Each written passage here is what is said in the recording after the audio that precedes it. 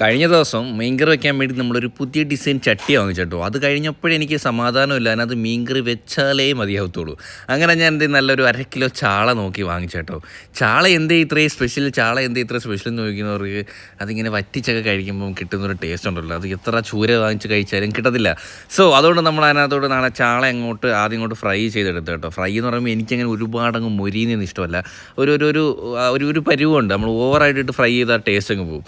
അപ്പോൾ നമ്മളതിനകത്തോട് മുളക് പൊടിയും മഞ്ഞപ്പൊടിയൊക്കെ ഇട്ട് അങ്ങോട്ട് ആ ചട്ടി തന്നെ എണ്ണയിട്ട് നല്ല മൂപ്പിച്ചെടുക്കുക. കുറച്ച് കൊച്ചുള്ളി ഇട്ട് അങ്ങോട്ട് ഇളക്കി തക്കാളി ഇട്ട് കഴിഞ്ഞാൽ അത് കഴിഞ്ഞ് നമ്മൾ സൈഡിൽ നമ്മൾ ഫ്രൈയിങ് പാനിലും കുറച്ച് വെച്ചായിരുന്നു കേട്ടോ മീൻ.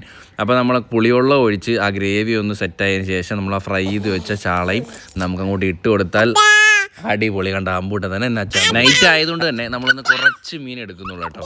ആ ചട്ടിയോടെ അങ്ങ് ടേബിളിൻ്റെ മണ്ടയിലോട്ട് കൊണ്ടുവയ്ക്കണം. ടേബിളിൻ്റെ മണ്ടയിൽ ഇരുന്ന് തിളയ്ക്കുന്ന തിള കണ്ട അമ്പൂട്ടൻ പിന്നെ ചിക്കൻ്റെ ആളാണ്. ആദ്യം മീൻ കൊടുത്തപ്പം വലിയ സന്തോഷമൊന്നും അങ്ങോട്ടില്ല മുഖത്ത്, പിന്നെ കുറച്ച് കഴിഞ്ഞപ്പോൾ പിന്നെ ഹാപ്പി ആയി കേട്ടോ.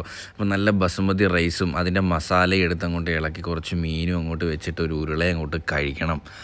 ആഹാ, അടിപൊളി ടേസ്റ്റ്. ഈ മീൻകറിയുടെ അരപ്പ് ഫുള്ളങ്ങോട്ട് തീർക്കല്ല്, ഇതങ്ങോട്ട് മാറ്റി വെച്ചിട്ട് രാവിലെ വല്ല ചപ്പാത്തിയുടെ കൂടെ ദോശയുടെ കൂടെ അല്ലെങ്കിൽ ചോറിട്ട് രാവിലെ കഴിക്കണം. അടിപൊളി ടേസ്റ്റ് ആയിരിക്കും. അപ്പോൾ ഇന്നേക്ക് ഇത്രയേ ഉള്ളൂ. Love you and by.